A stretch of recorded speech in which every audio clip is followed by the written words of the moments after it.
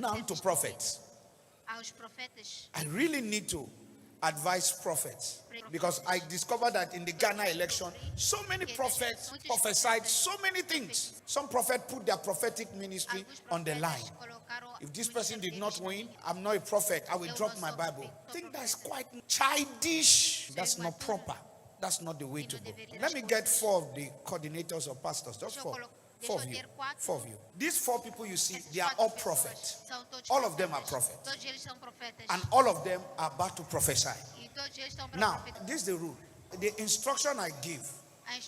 If one person see this, you should not say the thing the other person see. You must say something different. Okay, now you look at this altar. Tell me one thing you have seen on this altar. Not spiritually, physically. I've seen the AC.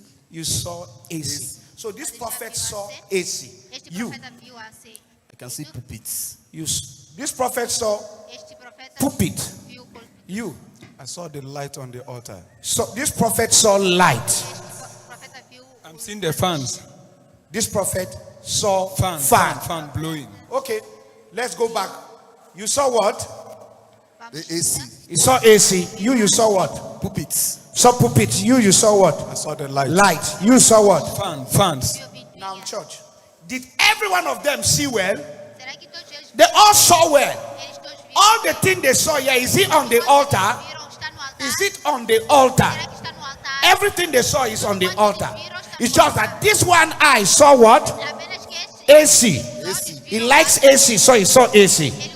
This one saw pulpit. He likes pulpit. He saw pulpit. This one saw light. He's attracted. He saw light. This one saw what? Fan. He likes fan just blowing him so that he can get cooler. Now, all of them saw. Did they all see correctly? They see correctly. So, is there anyone who is wrong here? No. So, when you see prophets prophesying different things, they are seen from different perspectives.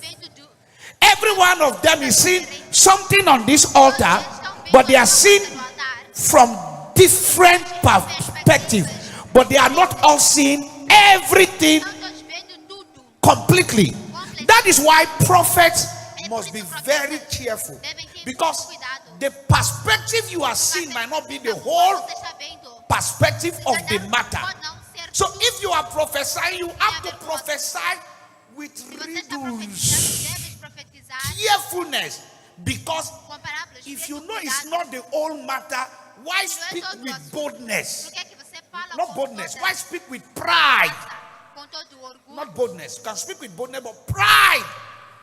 Because that thing you are seeing, another prophet is coming from the other angle, seeing the backside of what you are not seeing. If there is a prophet behind the altar, he will not see everything here. He will be seeing the passage of my office, and be seeing the light. I might not see what this one is seeing. So it doesn't mean any of these prophets are fake. But it's just that their methodology of presentation can make you perceive them to be fake. That is why all prophets must be very careful to be boastful about what God has shown. We know in part, we prophesy in part, and it is the parts that we know we prophesy. So you can see majority of the prophets who prophesy in Ghana might not be wrong. They might be seeing things from their own perspective, but their method of presentation can make you think they are false, because they have been maybe affiliation with the presidential candidate, maybe love, maybe gift, maybe something or relationship can make you to go overboard beyond what God has shown you. So that's why every prophet must limit themselves. He told Moses and told Miriam, he said, I spoke to Moses he said, there's any prophet, I speak to them in similitude, similarly. I make comparison in dramatic ways of talking. He said, but for Moses, my son, it's not so. I speak to him face to face. There are prophets that God will not show the whole thing to them. And when they are talking the whole thing, they speak boldly, and you think they just woke up. And the next time, God can decide to blind that prophet and show him a little and give the glory to another prophet, because that prophet is called for that situation. A prophet can be sent to Syria alone, and other prophets are trying to see for Syria alone. And God will show this prophet that is sent to Syria alone to see the whole thing. And other prophets will show them parts. So you that is showing part, if you try to stretch yourself to see all, you will enter error. So all of them, there is no one that is fake here.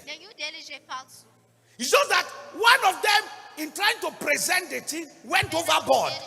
Because he's confident that if 1 + 1 is 2, then 2 + 2 is 4. Not knowing that in the calendar of God, 2 + 2 can be 3.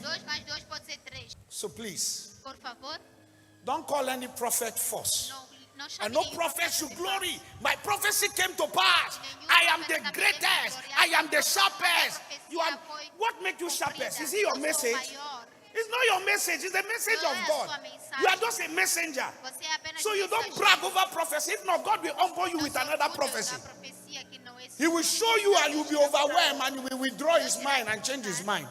And also, okay, this one you say will win, I will change my mind because I want to humble you. Please. So when you give prophecy with humility. And if your prophecy come to pass, you don't need to brag. You don't need to now say others are fake. You are the real one. Because they might have been seen from their own perspective. Give Jesus a clap of it.